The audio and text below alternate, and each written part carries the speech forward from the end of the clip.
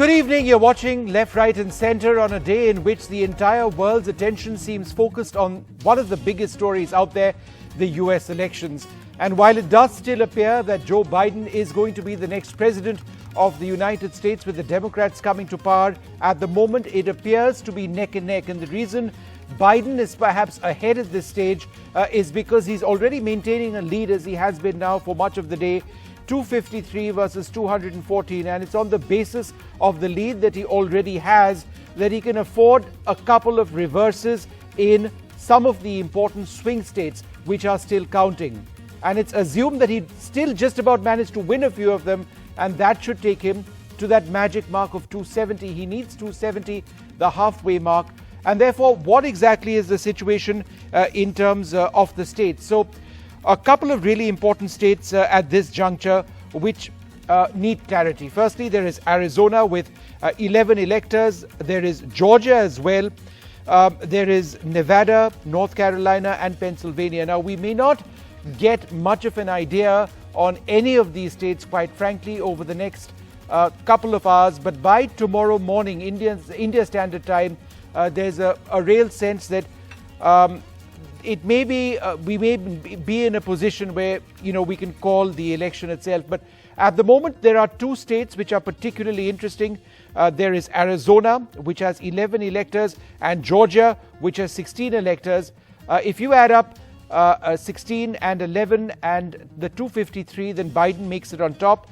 And then there is Pennsylvania. Remember, Pennsylvania results were expected to be out tomorrow. That's when they will likely be out. But at this juncture, what is interesting about Pennsylvania, which has 20 electors and is neck and neck, is the belief that among those whose votes are presently being counted, about 140,000 votes still to be counted in Philadelphia, in Pennsylvania. It is mail-in ballots which are largely being counted, plus election day votes. And the sense is that those mail-in ballots would typically go to blue, to the Democrats, to Joe Biden. And therefore, there is a real optimism in the Democrat stance that they would win Philadelphia ultimately. Then there is the Bucks County in Pennsylvania, right next to Philadelphia. And 77% in Bucks County are favoring Biden so far. In Georgia, just 50,000 votes left to be counted. And if you look at the difference between the two, 49% to the Democrats, 50% to the Republicans, absolutely neck and neck again. Both sides expect to pick up that state. So what we're going to do is actually introduce our panelists at this stage and then go from graphic to graphic on some of the main points. Dorab Supariwala joins us, as does Mrinalini Kumari, co-chair of Indian Voices for Trump. Professor Khyati Joshi, advisor of South Asia for Biden, with us, and Puneet Ahluwalia, who's a candidate for Lieutenant Governor, with us as well. Also, Sriram Lakshman, the US correspondent of The Hindu. So we've got a great panel with us this evening. Let me go straight across at this stage to Dorab. And as I do that, let's bring up that first graphic. What exactly in all of this are the bookies actually saying? Now, this is interesting because they often tend to get it right, but in this particular case, they've been all over the place. So we'll tell you where they were and where they are presently. Now, yesterday, they went from 40% Biden to 74% Biden to 81% Biden, right? So that's what the situation was. Do we have any more on what the bookies have been saying?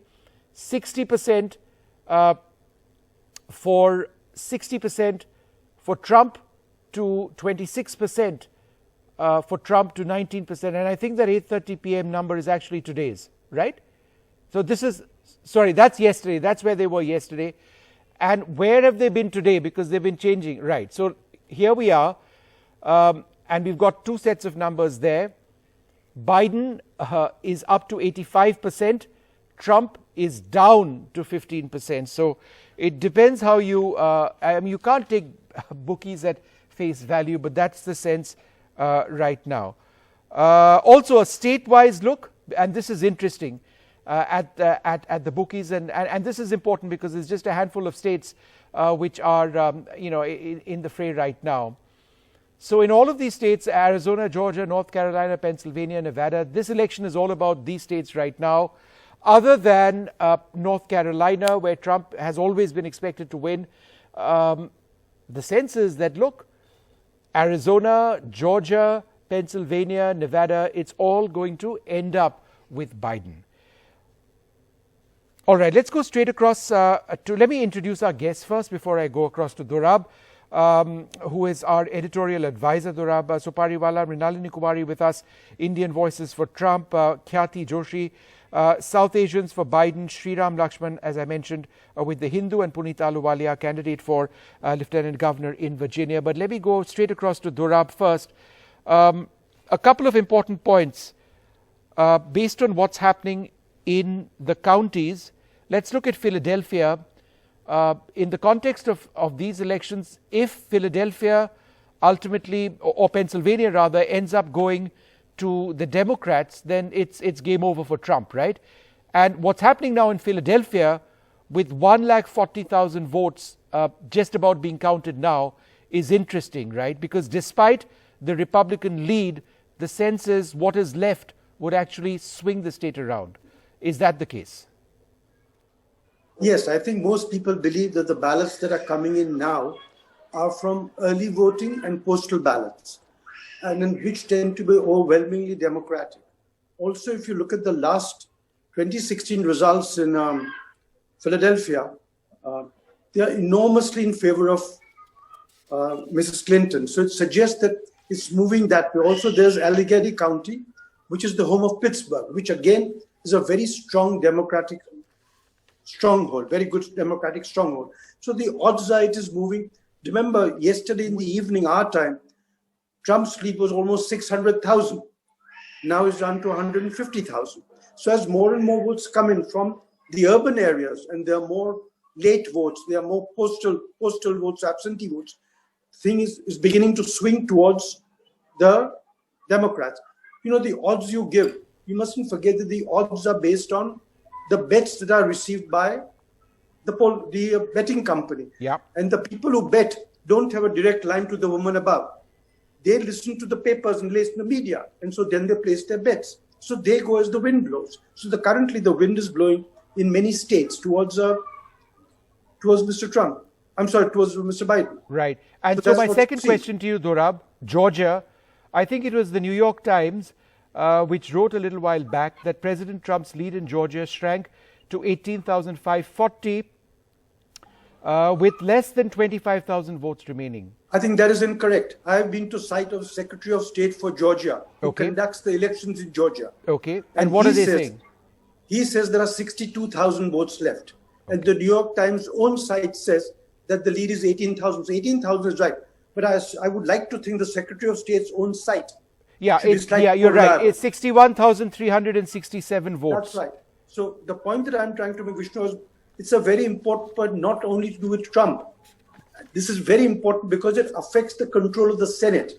Yes. The people, they vote normally for the president and the Republicans. Yes. So the question is, if this gentleman, Mr. Perdue, if he slips even 0.1% below his current number, there's going to be a runoff. So he's got to hold the 50%. So he needs to pray that the president doesn't go down, because the president goes down, he'll take him down, and they'll go into a runoff. He wants to avoid a runoff because he's leading. But in Georgia, to win, you must have more than 50% of the votes cast, and he's exactly at 50 now. So he's praying to God that Mr. Trump does not lose votes, because if Mr. Trump goes down, say, 3-1 or 2-1, 65-35 in the votes that are coming in, it will also affect Mr. Perdue and lead to a runoff in the Senate. All right. So let's take a look at our next set of graphics. These are the states remaining, and this is the updated situation in all of the states. Let's bring that up. The states remaining. Arizona is the key one. Georgia, Nevada, North Carolina, Pennsylvania. These are some of these. These are the important states. And what you see on your screen is interesting, because just look at the Biden leads and the Trump leads. this is very much a neck and neck election at this juncture. It may be swinging towards the Democrats, but right now, as of now, it's still very close, and there is no way that this would ever be a landslide. People were saying Trump is going to lose, Biden's going to win by a huge margin. None of that. Trump's still very much in the fight, but it's going to be very difficult. 1 second, let's just go through this once again. The Biden lead in Arizona, 3%. They want to hold on to that. In Georgia, it's even Stevens, as Dorab was mentioning. Nevada, very slender lead at this stage for Biden. Last I saw, Nevada counting was very slow. North Carolina, 1% down for Biden, 1% up. Trump leads by 1%. Pennsylvania, that's a really interesting one. It says a 3% Trump lead, but as we've been mentioning, if you look at the trends in the voting right now, in a couple of the very important counties, then that's definitely going the Democrat way. That's expected to change. The Republicans would say there is no way that they're going to catch up, will the Democrats, with the Trump 3% lead, but there is information to the contrary. And Alaska, quite clearly, Trump is winning that state. All right. So let me go across to Mrinalini Kumari. Mrinalini, thanks very much for being with us. And as I do that, let's just go across to the next graphic, which is Trump's path to victory. What exactly, Mrinalini, as the co-chairperson of Indian Voices for Trump, do you believe Donald Trump needs to do now? Because a lot of people would suggest that it's essentially game over. I know he may go to the courts, but in terms of the numbers that we see now, would you say it's unrealistic for the Republicans to win? If the numbers were real, I would say yes, it's unrealistic for the Republicans to win, but the numbers are not real and they're not accurate. I mean, the way the voting has been conducted in Pennsylvania is a joke. So, I mean, based on what's in Wisconsin, I mean, look what the pollsters were saying, that Biden is going to win Wisconsin by 17 points. And you're quoting New York Times, who has been so awfully wrong with all their polling. So, I mean, let's give it a break. I don't think these numbers are accurate. And the way Trump was so ahead in Michigan, in Wisconsin, and Pennsylvania, I mean, this all seems mightily rigged to me. But and how can elections be rigged? How can these elections be rigged? Because a lot of ballots have been, a lot of ballots have been found, like 300,000 300,000 ballots have been found. Where exactly have they found? Yes. Because statistically, we've done some work on this. And if you look at past US elections, Mrinalini, there is a 0.0009% evidence of electoral fraud in America in the past. Well, that's not really true. Listen, let me send you some articles and you can see it. And this is from CNBC, etc. Where 300,000. No, I'm quoting articles as well, which I've seen, and I'd be happy to send them to you. But I'm just trying to forget that. I'm just trying to understand where you say this fraud is coming from. The fraud is coming from ballots being dropped off after the election day. But they were stamped. They were stamped, and people voted before the election day. No, they weren't. No, they weren't. They were actually dropped. There've been so many. There've been cases with people who have died in New York, and their ballots. And exactly how many ballots are fake? Do you believe? One would never know till you do a recount. And within 1%, a recount is a possibility, and President Trump will do it. All right. So I think the Democrats realized that game was over for them after Florida and Texas. So the allegation you make is clear. Let's start cheating now. Ballots being dropped off. I wanted to bring in Professor Khyati Joshi, advisor South Asians for Biden. Professor Joshi, the point being made, and it's a very serious allegations. The Republicans have been saying it all day, that it's all, there's Pennsylvania, for example, all of a sudden ballots appear, and these are past the acceptance date. They can be submitted. So how would you respond to what Mrinalini was saying? First of all, each state has different laws regarding ballots. In many states, ballots are accepted up to a week afterwards. No, she's not talking about the date of acceptance. Hold on. They have to be post-stamped by election day. This idea of voter fraud, she is just spewing the same lies that the liar-in-chief continues to spew. Listen, people have been voting in this country for over 3 weeks. The ballots come in. They need to get counted. Why is Trump saying, stop the count? Why is the The counting voting so happened. slow now, The by the voting way? happened. So you have to, what you laid out earlier, there is actually very little fraud that happens. I recommend that you have a campaign lawyer on, who I think you're going to have on tomorrow, who can explain this historically. But what she is saying, that the numbers are not real, is it absolutely false. But also right now, that's all they've got, is to try to discredit this. Mrinalini, Also, respond to that. about a couple of things about Pennsylvania and Georgia. Georgia there's two counties specifically. The way you mentioned Bucks County for Pennsylvania, And keep an eye Philadelphia. on Gwinnett and Fulton in Right. Georgia. And Gwinnett has a very large Asian population, Indian population. This population could be the margin of victory, which is very significant in U.S. electoral history. No, And in 1 second. Pennsylvania- I need to be fair over here. I need to ask Mrinalini to respond to that. That essentially what you're saying is rubbish. So Yes. how can you spell Let me it out ask you a in question. terms of Why electoral was fraud? Florida with? Okay, let me ask you a question. Why was Florida with 11 million people votes being counted exactly the same day, and Pennsylvania is taking so long, and Georgia is taking They so long, started and counting North earlier. Carolina is taking so Listen, long? Really? vote They started counting counting happened.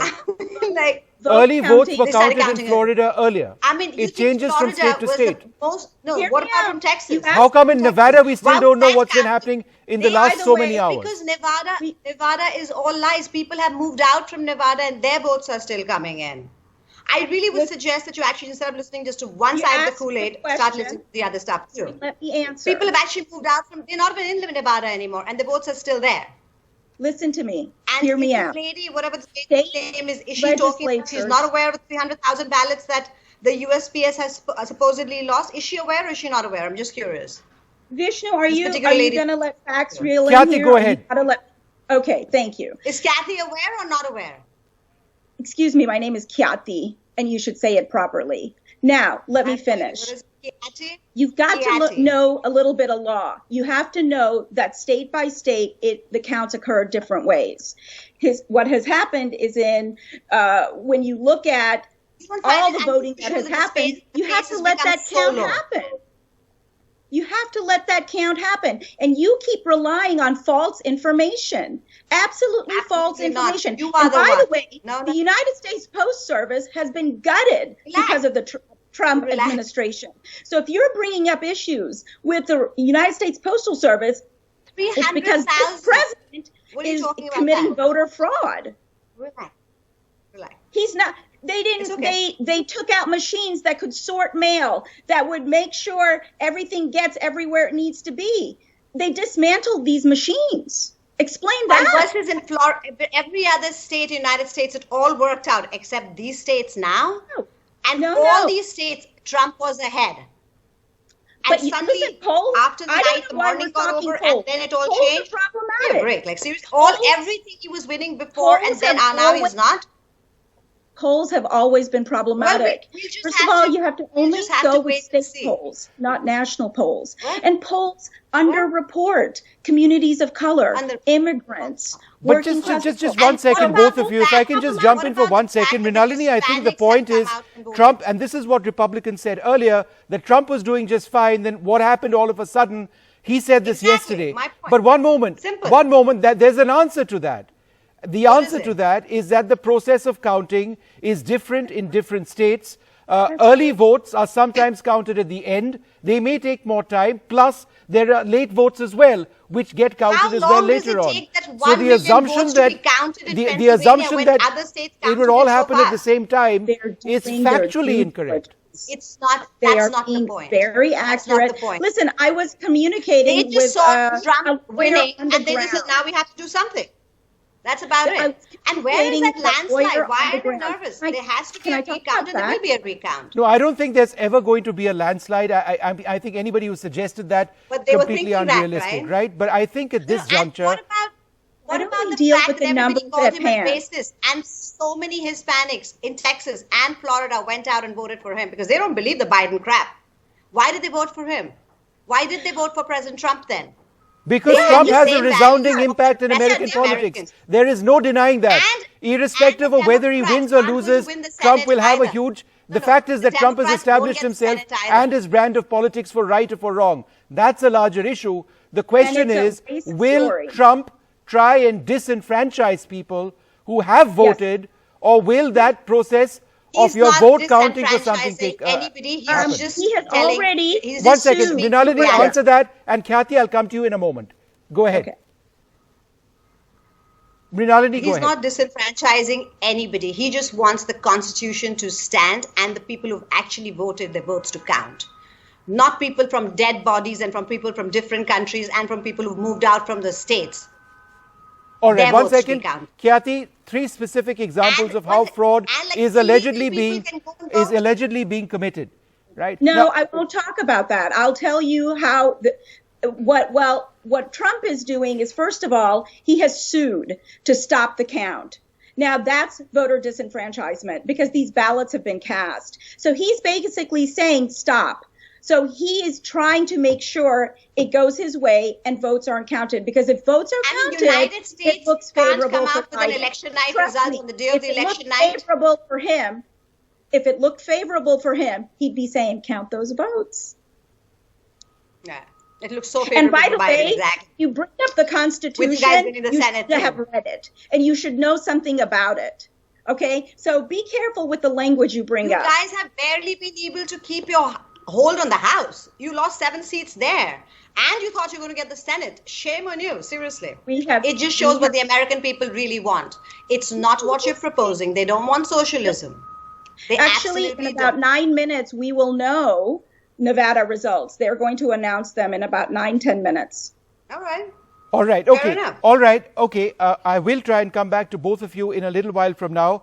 I think the views you represent are very much an indicator of how divisive this election campaign has been, and how you see very strong views on both sides. Thank you for sharing a lot of those views. I want to just go on to our next set of graphics, because yes, we've also gotten alerts suggesting that Nevada could be coming out in a little while from now. But let's just, I just wanted to update our viewers on one small statistic.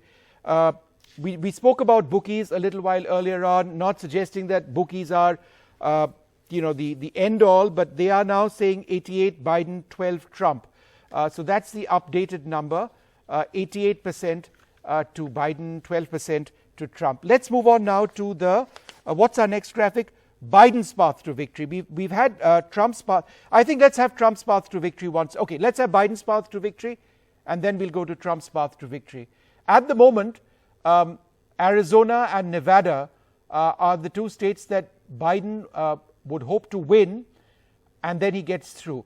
Unless, of course, he wins Pennsylvania, but we may not know that very soon. Then that Pennsylvania with 20 seats, votes rather, could in fact turn it entirely a blue victory.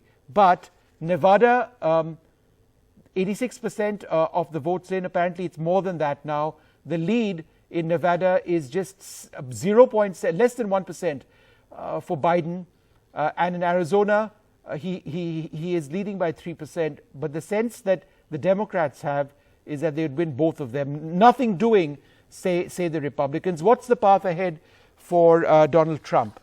So the path ahead for Donald Trump is actually having to win many more states. And as we've been mentioning, that 253 for Biden versus 214 for Trump is the gap over there is what Biden would hope is enough to ensure that there isn't a huge reverse. If the Republicans hold Pennsylvania, if they manage to hold on to that 0.4% lead in Georgia, 1% in North Carolina, and if they manage to reverse what's happening in Nevada, then they would possibly have a chance in on this. But I think based on what the Republicans have been saying, they intend to go to court. And the entire set of allegations of fake votes which have been dumped by people who are not supposed to be part of the election process, those would certainly be some of the grounds on the basis of which they'd go to court. So let's go across to Suhasini Swami. Suhasini, you heard and you saw possibly that rather intense discussion on NDTV, I might add. We don't usually have people who fight that hard. But it sort of does represent a cross-section of very, very strong views over there. What does it boil down to right now? Well, I think you've put it very simply. Look, at the end of the day, despite all the rhetoric and the clear political divide between your guests over there, the truth is that there are six elections that we are watching, 6 states that we are watching elections of. According to what we have heard, 3 of those have already given their votes, 100% reporting in all 3 of those. So we're just waiting for those to be announced. 3 of those are still remaining. And those 3 are what we're watching: Pennsylvania, Arizona, and Nevada. Those are the 3 that haven't yet come in. If you go by the fact that Biden is at 253 and Trump is at 214, as you pointed out, Arizona and Nevada would be enough to get him over to 270. As far as Trump is concerned, he needs all 3 of the ones that are still being counted. Okay. So that's the simple fact. Without Pennsylvania, Mr. Trump cannot get to 270. Without Pennsylvania, Mr. Biden could if he gets Arizona and Nevada. Okay. The larger question is, will the vote counting be stopped, as Mr. Trump is trying to do? And if the vote counting is not stopped, then will it take a few more days, or is it going to all be over in the next 24 hours? All right. So, So Asni, just hang on for one moment. I wanted to go across to Professor Steve Jarding, a professor with Harvard Kennedy School. Thank you very much, Professor, for being with us. And sorry to keep you waiting, but I think we just witnessed here so far away in India, just how competitive and combative both sides are in this election. But some of the allegations which have been raised by the Republicans of fake votes, votes by people who are dead, votes from people who shouldn't be voting at all, votes from foreign nationals. Is there anything at all by way of fact to suggest that those allegations may be true? There's nothing by way of fact. It's total fabrication. The Trump campaign is notorious for it. They tried to do it in 2016. I mean, Donald Trump to this day says he won the popular vote against Hillary Clinton, and she won it by 3 million votes. I mean, that's just a fact. So, I mean, the allegations are a smokescreen for Donald Trump to try to convince Americans, and certainly his base, that somehow that he was robbed and should have been reelected. Again, there's so much evidence from American poll watchers hired by both political parties that suggest there's no fraud whatsoever. The ballot boxes in states are sealed when the polls close. You couldn't add votes to them if you wanted, because they literally are locked with a padlock. I mean, so all these silly allegations that somehow somebody threw votes on top, it's ridiculous. It's right out of the Trump playbook to try to confuse. But the fact is, I think Donald Trump knows he's going to lose this election. There's almost no path to victory for him. It looks as though certainly that Biden will win Arizona and Nevada, where he has decent leads. He may, and it looks increasingly like he'll win Georgia, because most of the votes that are out are in Atlanta and Atlanta suburbs, where Joe Biden is doing something close to 75% of the votes. It looks as though Pennsylvania could switch, because again, where the votes are out, you've talked about it already, in Pittsburgh, in Philadelphia, in the Philadelphia suburbs, those are going overwhelmingly for Biden. So this is an election that is rapidly slipping away from Donald Trump, and his only potential recourse is to try to get the courts to stop it. And that is a very tricky thing to do, because you'd have to stop him not just in states, but potentially in jurisdictions within states. That is not an easy proposition. Professor, just for the benefit of viewers over here in India, is there any oversight to the process in which a mail-in ballot was received and a date stamp was put on it? And the reason I ask is because one of the big allegations is that the date stamps being put are fake date stamps, and they're being received after voting took place. They can be received, but they have to have been submitted earlier on. So what is the oversight mechanism, or the mechanism, and is it common across the US to ensure that that stamp of acceptance with the date is something that actually works? Well, not only is there a mechanism, but both political parties have representatives at these sites, so that when ballots are stamped, there's an indication from both parties that has to be approved. It is why when we hear these allegations, in this case, particularly from the Trump people, it really is silly. The Republican Party and the Democratic Party of the United States both monitor, both have designated and legal, they're bonded representatives to look at these votes and to stamp the votes. It is impossible to change a vote stamp, because if you did, if a Democrat tried to change it, the Republican that's representative that's bonded that's there to count them at the same exact time obviously would protest that. All right. So again, these are silly allegations that just are baseless, and there's no fact to them. I mean, the votes are being counted. The one thing that America has done when it comes to elections over the years has been to make sure that we have free and unfettered elections. Both parties have bought into that. Donald Trump is the first president in American history, really the first high-ranking elected official at any level who has thrown these kind of allegations en masse to try to muddy the waters. And he does that because this is not a man who can accept defeat. As we saw in 2016, the popular vote, we saw it when he said his crowd at the inauguration was bigger than Obama's, and it was clearly much smaller from all kinds of evidence. This is a man that doesn't like to lose anything, and so he muddies the water to sow confusion, and that's all this is. Okay. There is absolutely no voter fraud. All right, Professor, great to speak to you. Thanks so much for joining us. I just wanted to go across to Sriram Lakshman, the U.S. correspondent for The Hindu. Sriram, the point on the court process, that doesn't work that simply, right? The assumption that Trump would just go to the Supreme Court, it won't work like that. He has to go through other courts of appeal first. And ultimately, what the Republicans would seek, disenfranchisement of a large number of people, of voters, is constitutionally invalid. I mean, it's common sense that the U.S. Constitution will not allow that. So legally, what is the route that they would try and follow? I don't think really, thank you, Vishnu. I don't think they really have too many options open. I do believe that Samuel Alito, one of the Supreme Court justices, about 2 weeks ago, they didn't want to intervene in the Pennsylvania Supreme Court's decision that they would allow counting till Friday, but they did leave open the possibility that they could come back to revisit it. Just winning Pennsylvania alone would not be enough to Trump, as one of the other panelists had mentioned. It's a necessary condition for him to get to 270, but it's certainly not a sufficient condition. And you're right that there are legal challenges, according to what I just checked, in 4 different states. So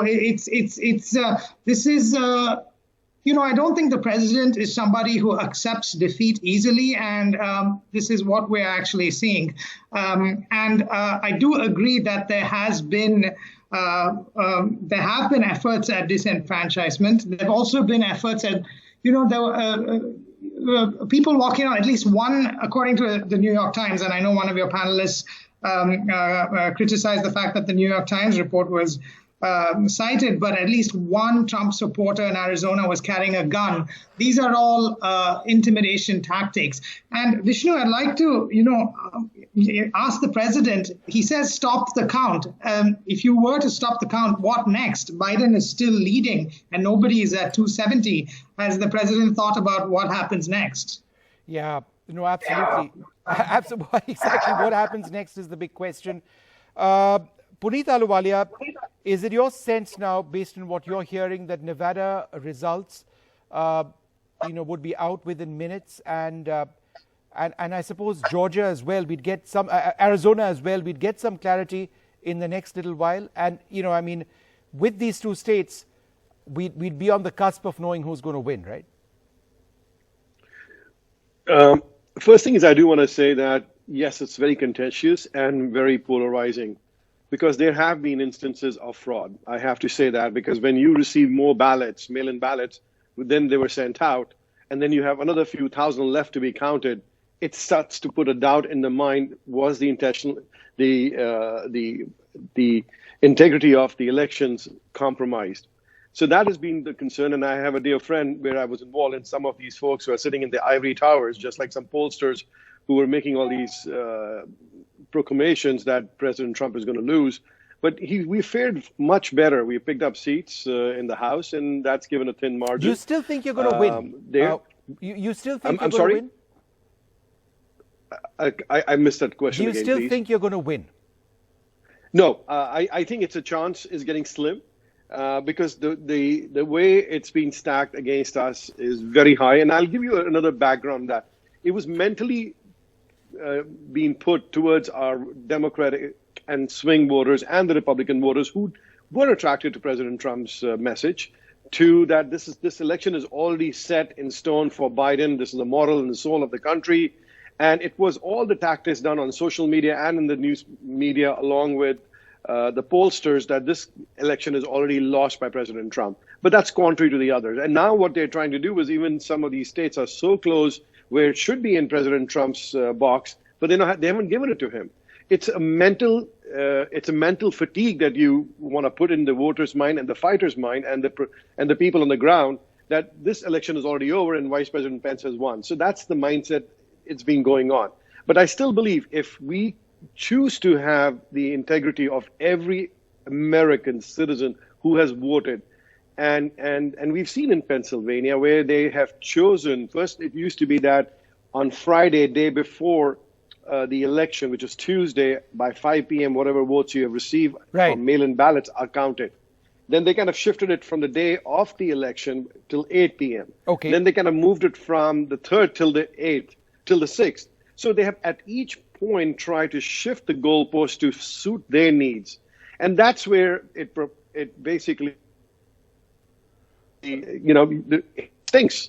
And they try to steal the election from President Trump. All right. And I understand President Trump is very contentious. Right. I just want to make that point. And by the way, in Pennsylvania, they have voted up and Republican poll watchers are unable to watch the true polling. And they have also given a little flexibility that when you have mail-in ballots and they don't have a postmark, they're still being allowed to be counted. So it doesn't seem right. It is not. I think there is fraud. All right. We're going to take a short break over there. Strong words there from Puneet Ahluwalia, who insists that there is fraud which is being committed. But there are those who believe that it's just a matter of time now before Biden actually gets these numbers, that he's fairly close at this stage. It would need a real effort from the Republicans to win this without getting into all of those allegations of fraud, then going to the courts and trying to win it from that route. Time for this short break.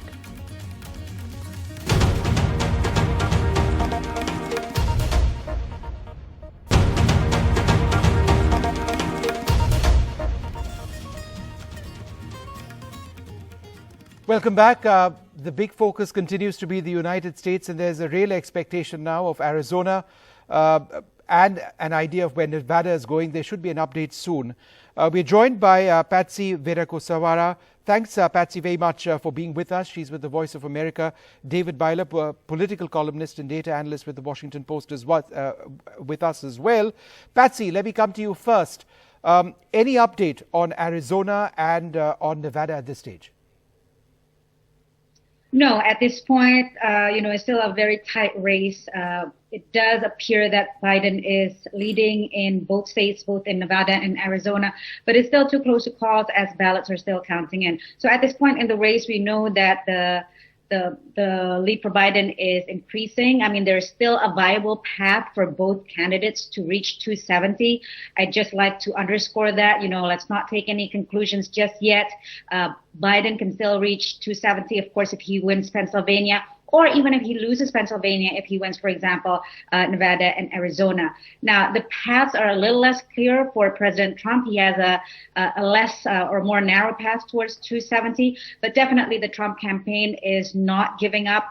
They just released a press statement a few minutes ago saying that they have achieved a great legal victory. That's how they're framing it in terms of trying to get access to monitor the ballot counting process in Philadelphia, in the state of Pennsylvania. That's very much still at play right now. Yep. David Byler, just in terms of what you're hearing on a time for an update as far as Nevada or Arizona is concerned, what are you hearing? And And what about Pennsylvania? Because it's just essentially Philadelphia now, and about 140,000 votes which are left to be counted, as I understand it.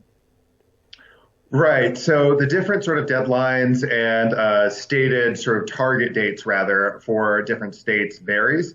I would keep an eye on it over the next few days. I would guess that there's going to be more calls in that time and that we may have some clarity. What I would caution about, though, is like the other panelist was talking about, there's always the possibility of legal action on this, even if one candidate is declared the winner and appears to have won. So definitely keep an eye out in the next couple of days for Pennsylvania, as well as Georgia, possibly Nevada and Arizona. We'll see how these counts go, how long it takes.